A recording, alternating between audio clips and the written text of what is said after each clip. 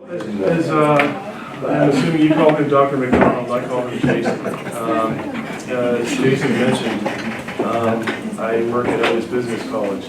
I'm an administrator at the college, and so technically you could say that I'm an administrator in higher education. However you want to call or classify LDS Business College in that field of higher education. Yes? Oh, you can't hear me, right? Is this better? Can you hear me now? Testing?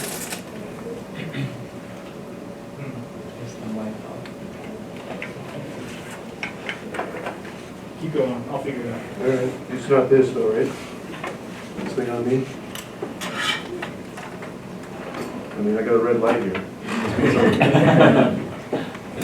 Okay, we're going to talk a little bit about higher education. I'm going to speak generally about higher education, and then we're going to get a little bit into specifics about LDS Business College.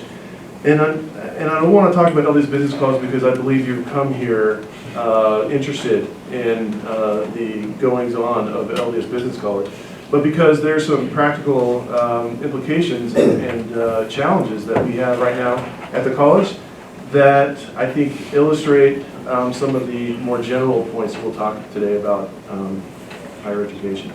So just real quick, I just want to know who I'm talking with. Are you all the PhD program in IP&T or and Masters as well? Okay, good.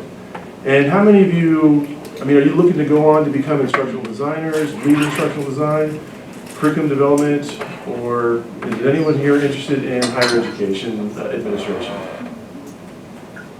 All right, the rest of you may leave, and the two of you. Hopefully this has some relevance to all of you because this is the field of education, and the principles I think of instructional design do apply. I have to say right off that this is I take great pleasure in the fact that I'm able to speak with you because you represent the program that rejected my PhD application about 6 years ago. So here I am. So suck and do what you do. Sorry. Okay. I'm sure that phrase has probably never been used in one of these seminars. Happy to represent from LDS Business College. How I roll, I guess.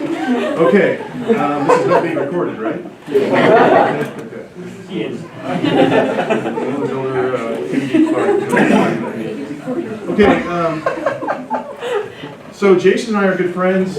We work together in many different projects and situations when we both worked in the church office building.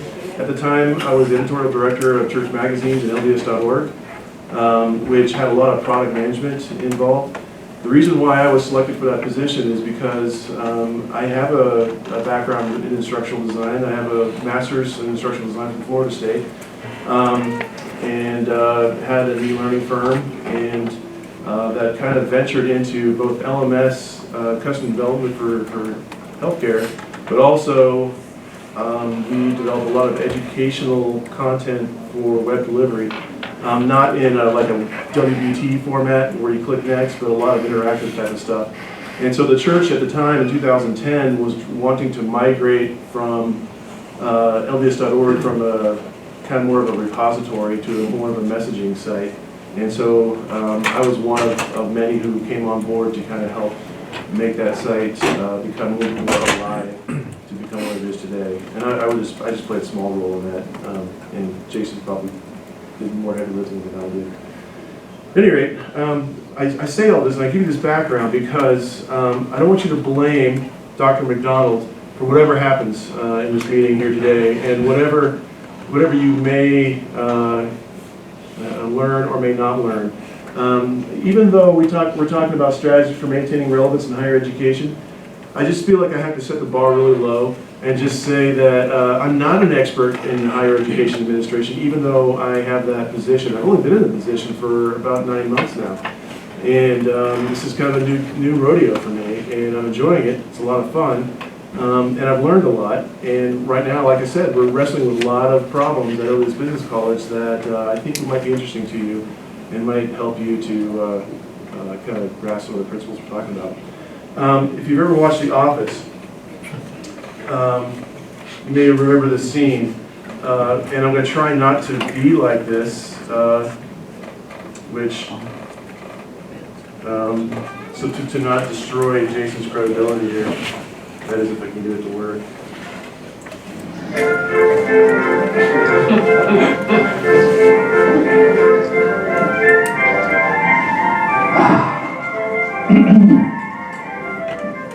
Hello, everyone. I am Michael Scott. Hello, I'm Brendan Hidalgo, CEO of the Teaching Company.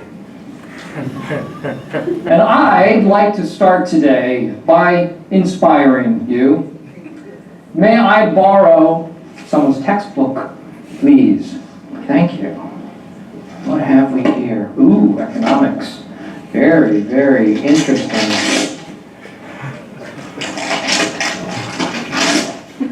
You cannot learn from books.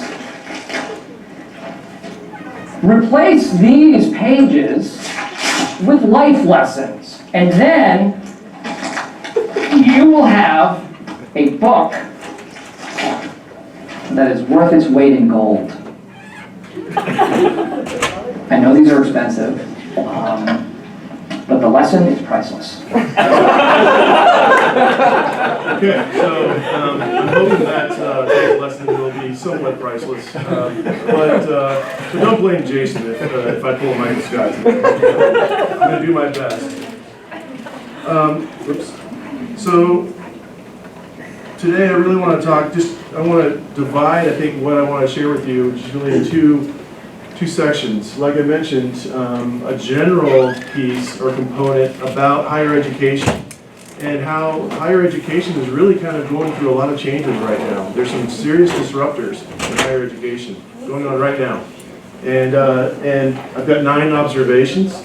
I tried to come up with a 10th, just to round it out, but maybe in a couple more months I'll come back with a 10th. But like I said, I've only been on the job for 9 months now, so 9 observations. And then that's the general portion, and then we'll get into the practical exercise that I really want to get your good creative minds kind of helping out on some of the issues that we're facing at Elvis Business College.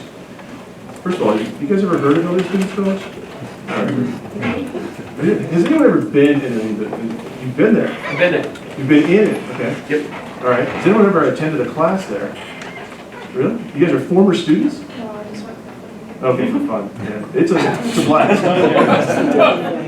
A lot of people just come for the fun. So, higher education. Observation number 1. Higher education has experienced unprecedented disruption and change. So, me not being the expert, but you guys being doctoral and master's degree students in a program that rejected me, perhaps you are much smarter than me. And so you can tell me some of your observations of what you've seen or are seeing, and so, what are some of the big disruptors in education right now? What would you say? Micro-credentials. Micro-credentials? All right, tell me more about that. So I don't need a degree, I can just like do all these open badges or online things, and I just market those directly to my employer, and they say, you can do what I need you to do, so Gotcha. Like certificates? come on in, yeah. Okay, great, yeah. Open educational resources, Okay, like, making education more available to more people for cheaper and easier to access. yeah, there's some Ivy League schools doing that too, right? Yeah, MOOCs. Put a lot of, yeah. Yes. I love those first 2 comments. How about open micro-credentials? Take another step, you know? Should be in politics.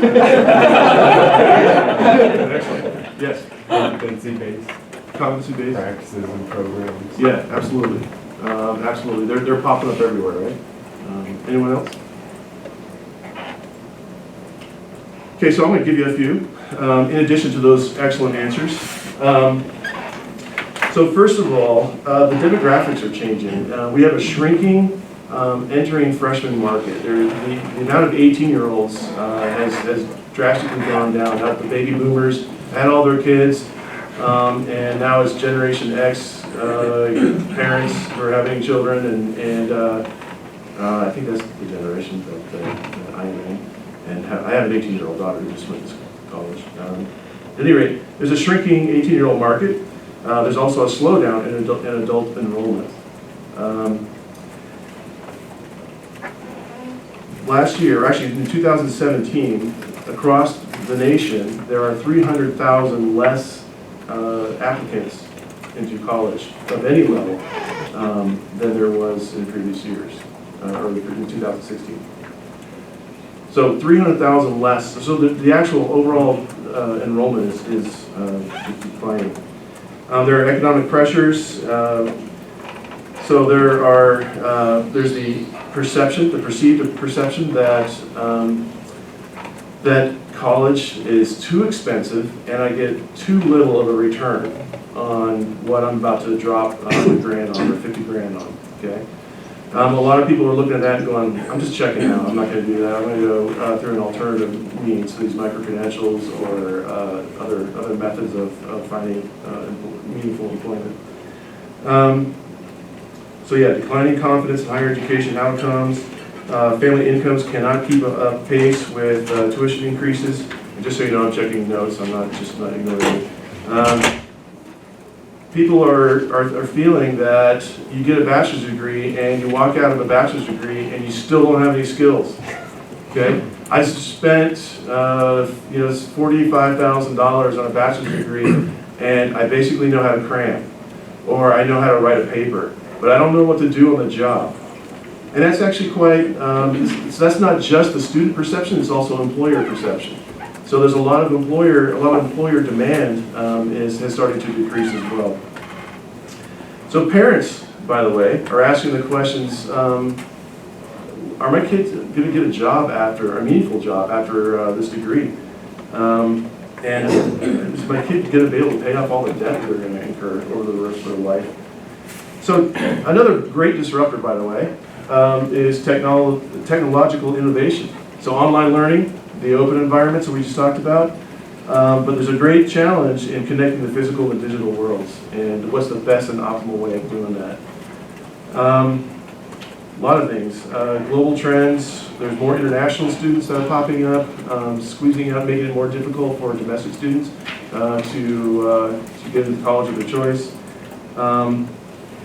So there's shifting educational paradigms, delivery modalities, face-to-face, blended, hybrid, online, all that we just mentioned. So a lot of things are changing in higher education. And, well, I'm going to talk about some things here in a second. So here's just a little quick example of that. And this is off of Gray Associates. We've got the data from Burning Glass. Are you guys familiar with Burning Glass? So Burning Glass is a really great firm that basically studies trends in education. And they're just fantastic, so you might want to check them out. But at any rate, if you look at, this is 2016, bachelor's degree, less of a demand. The demand for bachelor's degrees have gone down. And this is from job postings. So employers are saying, look, you're starting to see the shift where people are saying, have always said, well, you got to get a degree before I'm even going to talk to you. Before I even talk to any applicant, do they have a degree? I don't care what the degree's in. It could be in history appreciation, but if he's got a degree, then I'll look at him for this marketing position, whatever. But it's starting to shift now where employers are starting to say, you know what, I don't really care if they have a bachelor's degree. What I do care about is, do they at least have some high school education and vocational training and associate's degree? So you're starting to see that shift. So when this is the demand, by the way, on the employer side, and so when this starts to shift, we're going to start seeing the student shift move with that. Meaning that students are going to be less interested here in the bachelor's degree program. Meaning that they might be more interested in just getting a quick hit degree, and meaning that they might just want to just get their welding or their interior design or whatever it is program and move on. And then once they get into their foot in the door, wherever it is, they can, if they've got good emotional intelligence and common sense, they can rise up the chain. And I'll tell you this, by the way, those two, so I have, like I said, I have a bachelor's degree in instructional design from Florida State. Great school, maybe rivals BYU to some degree, but over the past 15 to 20 years that I've had that degree, I've probably used common sense and emotional intelligence more in my career than I have actually in instructional design. So I don't say that to depress you, but what I am saying is that there is an element of you get whatever degree you're looking for that qualifies you for whatever job you want, and from there, it's all on you as to how well you can do. That's just my observation, a gift from me to you. All right, number 2, to survive, higher education needs a new landscape. What do you think I mean by that? Any thoughts? Knowing what the disruptors are, what do we need to do? Yeah. I guess I should be using this. I think you may mean that it needs to be expansive beyond a campus. So we need to be incorporating more. How long did you come home? It's been a couple of years, I'm not gonna lie. Anyway, incorporating more authentic settings like workplace settings and internship on-the-job experiences, things that bridge campus and the corporate world. Yeah, very good. Love it. Anything else? Finding new ways to do things for cheaper, so you don't have to charge as much for. Yeah, for sure. Yeah, I love that. I was gonna say, I'd like to see, more incorporation of certification Uh-huh. along with the degree, so they really truly do have a skill Yeah, lead, not just the degree. absolutely love it. Yeah. Thank you. Just programs and schedules that accommodate non-traditional students, Mhm. people who aren't able to commit their whole full-time schedule to learning. Yeah, yeah, absolutely. Non-traditional market is huge, and for the most part, higher education has ignored the non-traditional market, definitely. Anyone else? Yes?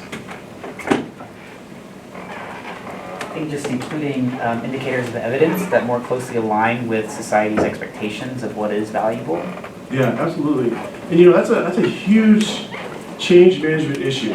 When you look at the employer industry as a whole, how do we get them to make the shifts that we were talking about earlier?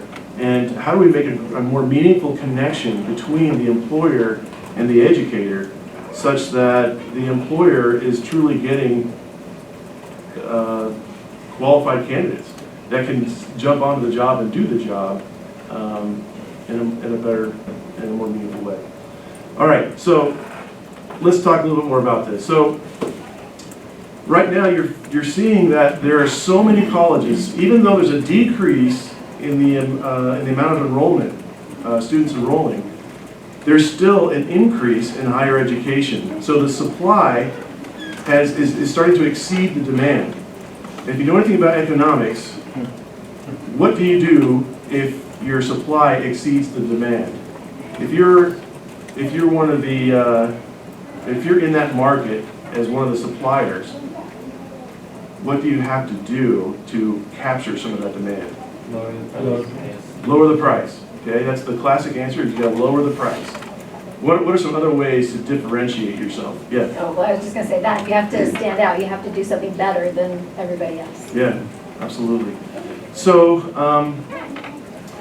yeah. Oh, so I was at a conference not too long ago. It's Academic Impressions Conference, and there's a couple educators there who were saying that a great exercise that every college should do is to say, this college, X college, is the only college in the United States that does this. To be able to make that statement.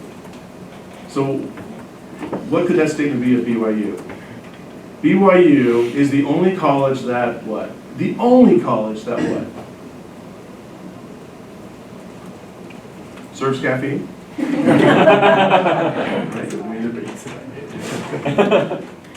Yeah. So, you mentioned it kind of jokingly, but the honor code is a big thing that brings a lot of people to BYU and like the connection with the church. It's not the only college that does that, but it's one of a small handful. Yeah, absolutely. So I was raised in Jacksonville, Florida, and And I can tell you that in Jacksonville, Florida, graduating high school as a member of the church, there was nobody who said, yeah, I'm going to go to BYU. I want to go to BYU. Right? It was all about FSU, University of Florida. There were those who were going off to Ivy League. But nobody was shooting for BYU. But every person who was a youth, well, I'd say 90% of the youth in my ward and in my state were like, yeah, dude, BYU. I'm going to BYU. And that's because of the honor code, but also because they're going to be in a sea of like-minded.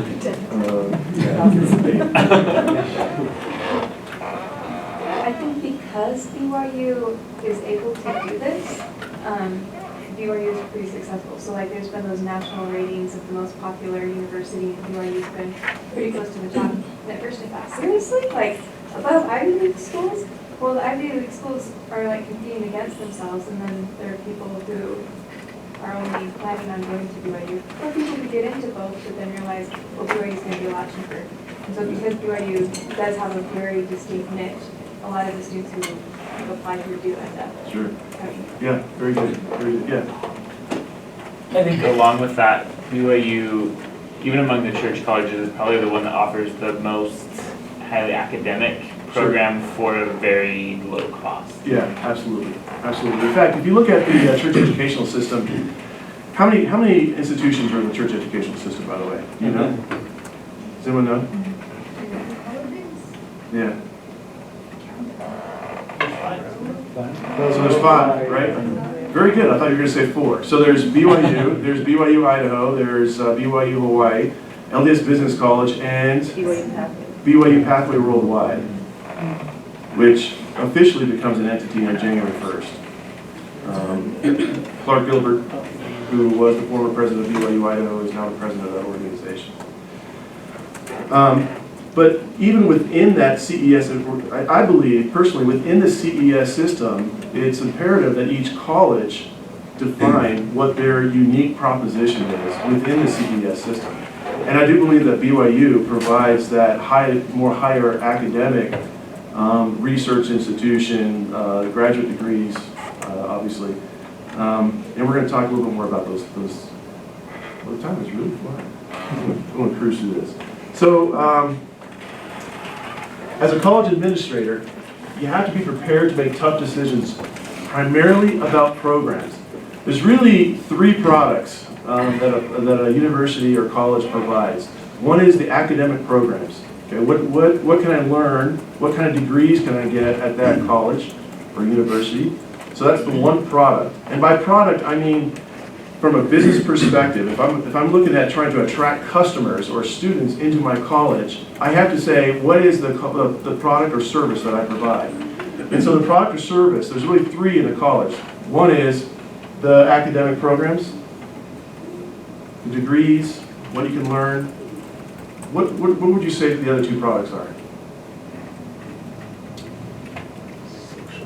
Some experience of some Yeah, the life student experience. experience. What kind of fun am I going to have, or what will my experience be at this particular college? Some people like to go to LDS Business College primarily because it's really small. They like that really small classroom. They like the fact that they're not just in a number of 36,000 students, that they're just, that they get to know their faculty. So programs, the academic, the student experience, and the third would be Like social networking? yeah. I think What that's about- kind of the number 2. I think part of number 2. What about job prospects or something? Number 3, I would say, would be your perception, your perceived belief that you can get a meaningful job afterwards, or that you realize your goals. And that's wrapped up in number 1, really, is the programs. But you have to make tough decisions about your products. And by that I mean, for example, okay, you're going to laugh at this, but don't laugh too hard, please. But at LDS Business College, we have 16 full-time faculty. All right, there's just 16 full-time faculty. There's 150 adjunct faculty. Every one of our full-time faculty members, they are also, for the most part, most of them are program directors of a program. academic program. So, for example, we have a person who's over the paralegal program, and she's one of our full-time people. Well, what if the paralegal program is not making a lot of money? It's not bringing a lot of students. But we look at that and we go, well, we could cut paralegal, but man, that would mean we'd have to lose Kim. We'd have to fire Kim. That's a tough program. That's a tough decision you have to make. And the bigger your university and the more staff that takes to fund that or to man that program, the tougher it is.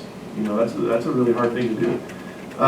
So you have to look at your programs, and you have to know how well your programs are performing, how well they are to what degree are they in demand in the job market.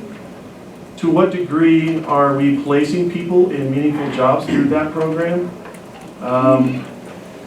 And you know, it's like when if you have a business and you say you have a store and there's products on the shelves. If you've got products that are not flying off those shelves, that's super expensive because you need that space for products that are selling, right?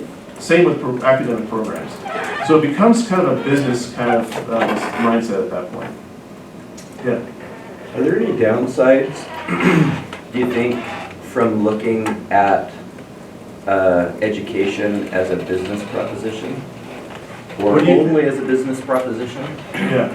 So I'm going to pull Michael Scott and say, what do you guys think? That's a good question. What are some of the potential risks or downfalls of looking at just purely from a financial standpoint? I mean, at some level, when you start doing that, you're starting to approach a factory model of education, and so your students become dehumanized because they are now becoming products of your factory, or your university, your educational institution. Yeah, absolutely. Yeah, that's a good point. What else? So I was just wondering about, I mean, one of the things I was thinking about is the student as consumer, and what the student really wants and what the student thinks is best for him or her. And we have this debate in higher ed all the time. I don't think there's a right answer, but it's certainly something that has to be balanced. That sometimes, you know, when you look at things purely business-wise, it doesn't, you know, like we think about the purpose of higher education, and many of us here would say it's not just for someone to get employment. Right. Right? There's a larger goal. If it were just about getting employment, there's much more efficient economic ways for us to get, you know, help people become qualified to work in a specific job. Yeah. But it's more about, I mean, that's an important piece of it. Yeah. But it's not the only piece, and so it has to be balanced against lots of priorities and it would be easy at a university to say we're just going to let large programs dominate. You know, if everybody at BYU wanted to be in the business school, we'd let them all be there, and that might mean we have to eliminate other colleges. But we don't do that because this is a university, right? And at a university, we want to give people a broad education as well as deep training in their specific area. So that's an excellent point. And who knows how well informed is the consumer or the student at age 18 or even at age 22 about what it is they want and what it is they think they need. And so there is a responsibility to provide a balanced education to make the whole individual. Now, I will say that large universities like BYU have the luxury of really, I guess, being waxing philosophical about that question. A smaller college that has very few resources and not a lot of financial support has to think of things to some degree from a financial perspective to stay alive. So, like you say, it's a balance, but I think that's a great point. Okay, so when considering new programs, if you're let's say you're developing a new academic program, or it could be a new course within a program, or just some element of change within your academic offerings. It's important that you don't look at marketing and enrollment and career services in higher education in your college as services, but that they are strategic partners. And so you work together from the get-go, from the very beginning of the analysis of what products and services you should provide and how to make that balance that you're referring to. So, and it's not just marketing and enrollment and career services, it's also student affairs, it's also what is it that we want our student to be, what are the outcomes that we want to have. But bringing everyone together is very important. The mission is king. How many of you can articulate the mission of BYU?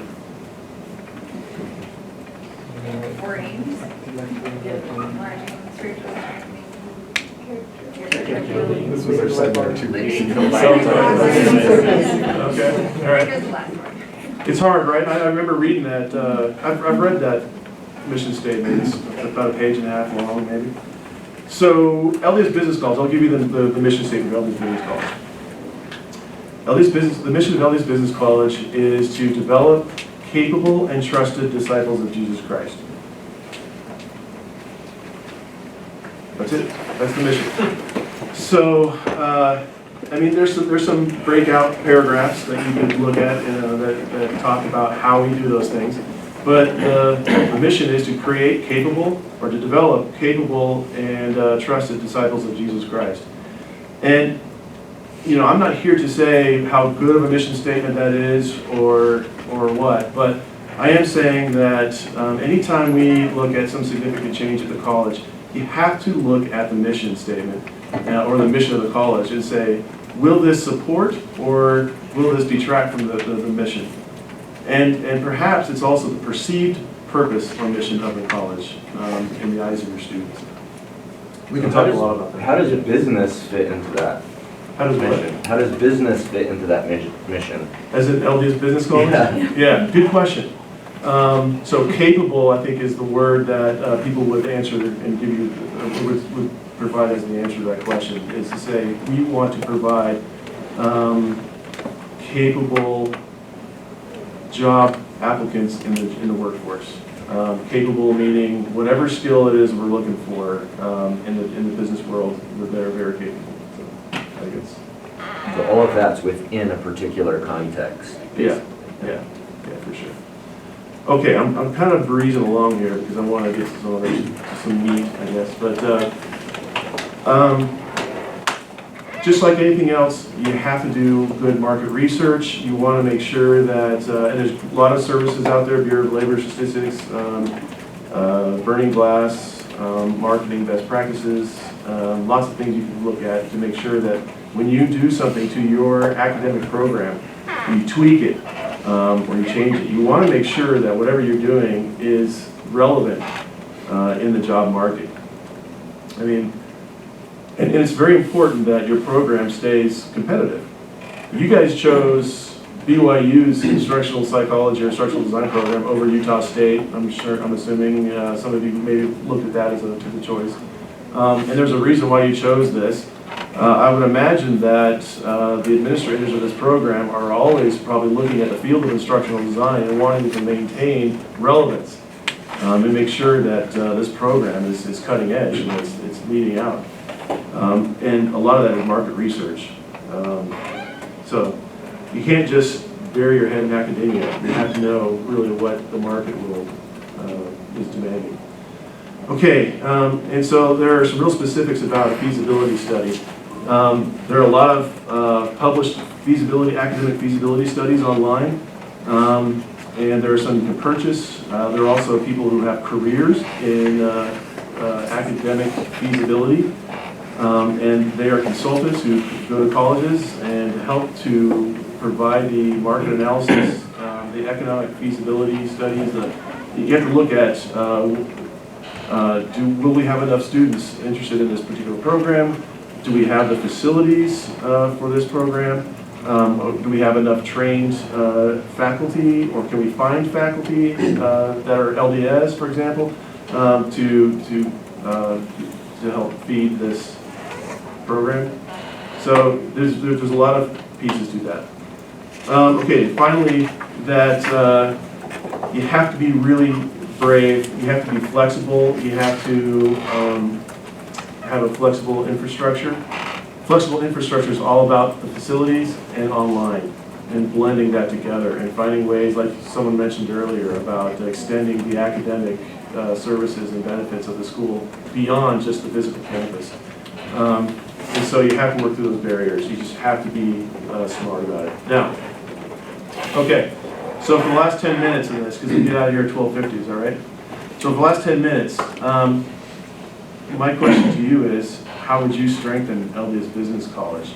Now, I'm going to give you some information, and then I want you guys to kind of help me, because I need all the help I can get in my job. And I figure you guys are smarter than me, right? Otherwise, maybe I might be a student with you guys.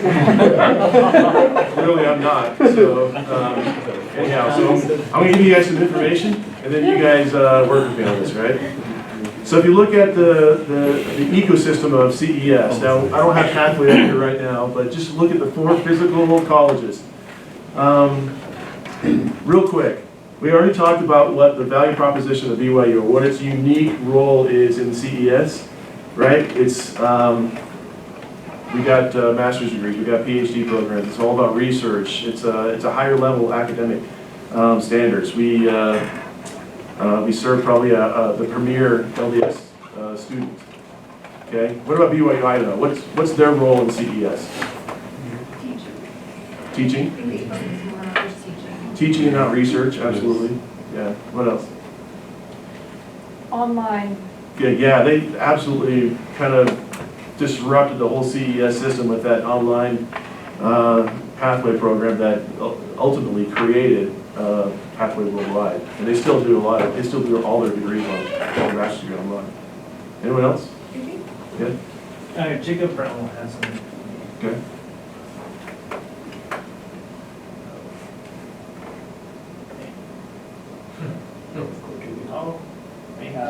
One of the things that I noticed is that we didn't do a lot of evaluation of the adjunct teaching. So they were kind of onboarded relatively quickly. And so I would say that the college need to look at who is, are they being considered, and how are they onboardingly evaluated. Awesome. My spidey ears, through my spidey sense, I think I've heard a little bit of that. But I think what you said is that BYU Idaho has a big, or works with a model of adjunct professors. Is that right? No? All right. General question. Have the instructional design team participate in an in-depth evaluation of live instructors, especially with the adjuncts? This is original. Okay. That's a question? That was a recommendation. Oh, okay, yeah, for sure. Absolutely. Okay, very good point, Jacob. Sorry I didn't get that. And I love that sword, by the way. It's amazing. It's a good thing he's not here. All right, so, BYU, yes? Does the scheduling change much? Because I know they have like 3 tracks rather than just like the 2 main, and I use that to get more people in. Yeah, they want to, that's absolutely been, the whole purpose behind that was to get more people in, obviously, and that, again, goes to their mission, really, and that is to serve a broader audience than probably what BYU serves. BYU, I'm just going to give you the answers to these other ones here.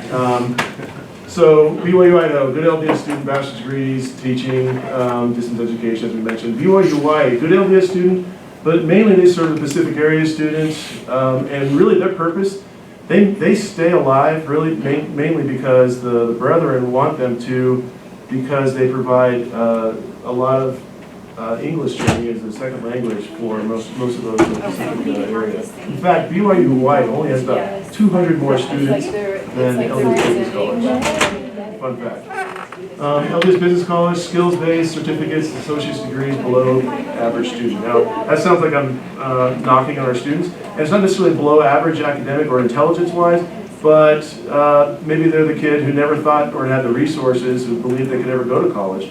or they just really partied through high school, and now they got to, and now they finally got their head on straight and they want to do better, so they enter in LDS Business College. Okay, so again, I'm just giving you some information, and then I'm going to ask you some questions in the last 6 minutes that we have now. LDS Business College. Here's just some interesting facts. 77% of our students are ages 18 through 24. So we have a smaller share of students over 25 than most schools nationally, as well as in the CES system. But the averages of students seeking what we offer, our core business of what we provide, are people, certificates and associates are ages 29 and 28 respectively. In other words, we should see a lot more of that age group in our college, but we don't. So that's a problem. You could say, hey, we're doing a great job of attracting the 18 to 24, but that's not what that's saying. What it is saying is that we're missing really who we should be targeting. Okay? So that's a problem that we face at LDS Business College. I already told you what the mission is. Redundant slide. Okay, so what is our brand? If you were to throw a dart or to pull somebody aside at LDS Business College who's been there for a dozen years or 10 months like me or 3 weeks or whatever, and ask them these questions, you would get as many different answers as people you asked. We struggle with what is it that we do, who do we serve, whom do we serve, and how do we serve them. In 2014, there's a big shift from transfer degrees, providing just an associate's degree, so you get your associate's degree cheap and then transfer on to a bachelor's program.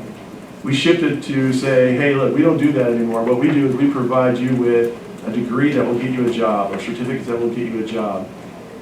And our enrollment just started to die. It just started to decrease as a result of that. So what do? Do we just become a school that just provides transfer degrees, just our general ed at a cheaper rate, as a way to just enter into the bachelor's program? Or should we, the question really is what is our product? Is it a transfer degree? Is it job relevant practical skills, or is it both? Yes? I have a question. Yeah. Have you guys worked with models like Ameritech, where you do both? Yeah. Like you're both getting a certificate or some type of certification and that associate's, and then you funnel into someone like Western Governors, right, for that bachelor's degree. Was that your end plan? Or? That's where we're headed. So with Pathway Worldwide, so Pathway Connect serves as the real entry point into the CES ecosystem for students around the world who can't get to BYU, or who don't want to go to BYU Idaho, or can't get to BYU Idaho.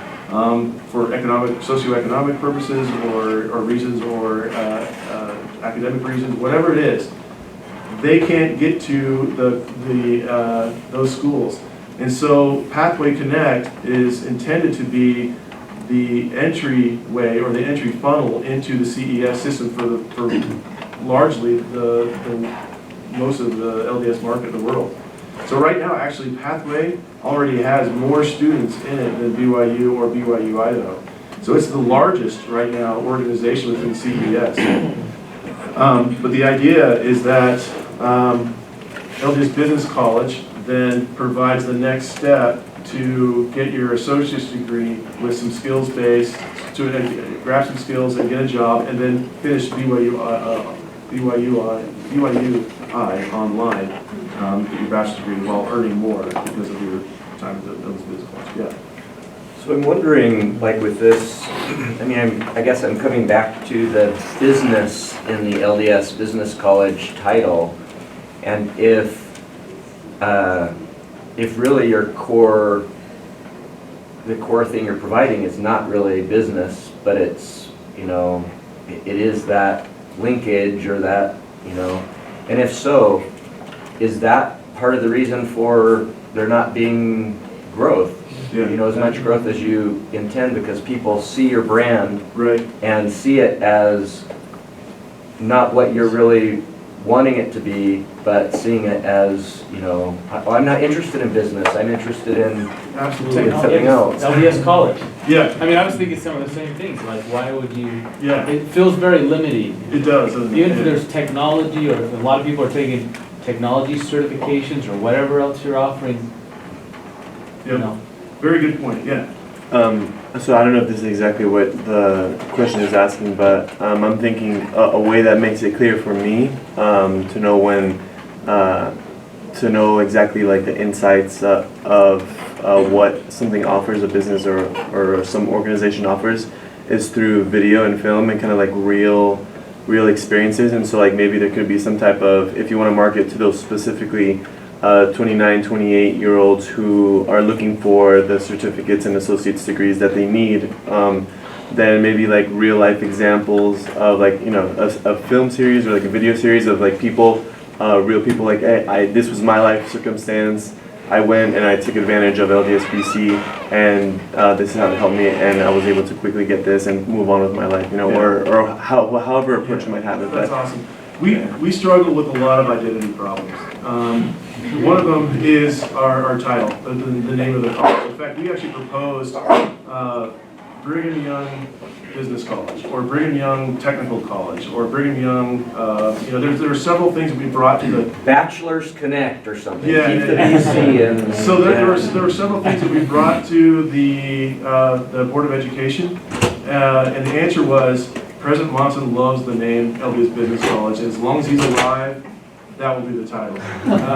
So we, and Jason kind of smiles because he's probably seen that a lot at the church office building, where, you know, there's a lot of things where if there's a powerful person in charge and they like what the status quo is, it stays the status quo. Absolutely. Now, getting back to another comment you made, really, how should we market? Should we market the college? Like, when you're a senior in high school, you might say, man, I've heard that Utah State's awesome because you can party there, you know, it's a great place, it's a lot of fun. I heard BYU's great because you can go find a wife or whatever. You know, I want to go to Hawaii because it's warm. You know, the bigger colleges can market the college. Smaller colleges, Salt Lake Community College, for example, you don't see a lot of commercials for the Salt Lake Community College experience. But what you do hear about is the programs they offer. And we need to do a better job of offering better information about the programs that we offer. For example, our cybersecurity program is just like skyrocketing. It's like off the charts awesome. And kids are going into, people are going into that program and they're done in a year and a half, and they can be 19 years old and now they're making $60,000 just being a cybersecurity expert, just through that program. If we blitzed, marketed, you know, cybersecurity, go be this amazing person in cybersecurity. Oh, by the way, it's LDS Business College. That, by the way, is the strategy for two-year colleges, is to market the program. Okay, I'm just going to go through it real quick. Another problem that we're having is that applications are up. People are applying, but enrollments are down. Why? Like, what do you think that is? Confusing. What's that? It can be confusing or daunting. Absolutely. Very confusing, very daunting, yes. They're probably getting accepted other places Yeah, and accepting those other places, so they're using LDS Business College as like their backup school. Yep, absolutely. Yeah, that's a good one. It's happening. Another problem is really the CES-wide combined application. You have to check all these boxes, and you have to check. It used to be, this is going to sound ridiculous, but it used to be that if you only checked LDS Business College on the application and you didn't, then we would accept you. If you checked all the other schools, LDS Business College would not accept you, because it says, hey, you want to go to these other schools, we don't want to, you know, look at you. We want to. So 3 years ago they changed that, which I'm really grateful for. Okay, so in closing, there's a lot of things to really look at. If you look at here, by the way, this is University of Utah per credit tuition. This is BYU credit tuition, per credit tuition. Okay, so there's also an economic reason why you want to go to BYU, right? Idaho, University of Idaho, this is BYU Idaho. University of Hawaii, this is BYU Hawaii. not a big change between Salt Lake Community College and LDS Business College. There's not a real financial incentive for you to go to LDS Business College. So it has to be about what the academic program is. You know, it's not, we just can't keep cutting our tuition. Hey, I'm out of time, but I hope you get a little flavor. There's so much I wanted to share with you. I hope you get a flavor of some of the issues that are happening in higher education right now. Bottom line is, you have to know who it is you serve. You have to know your target market, and you have to know how to reach them. And that's just like in any organization or business. However, in higher education, for two-year schools, you have to market the program over the school. You have to eliminate the barriers between their application and enrollment. The for-profit schools, they will contact you within the hour. If you were to go out there right now and put your information like, hey, I'm kind of interested in University of Phoenix, just want to know what you guys have, someone will call you. A human being will call you within the hour. If you submit an application on BYU, you might not hear for another 6 months, right? Gone are the days where that's okay. Unless you're a big school like this, you'll survive if you're a big school, but other small schools, they won't survive. They're going to die, and a lot of schools are dying. It's a great place to be in higher education. I absolutely love it. So if you have any other questions, contact me at vince@ldsbc.edu. Sorry I don't have any more time, but thanks. All right, let's thank you.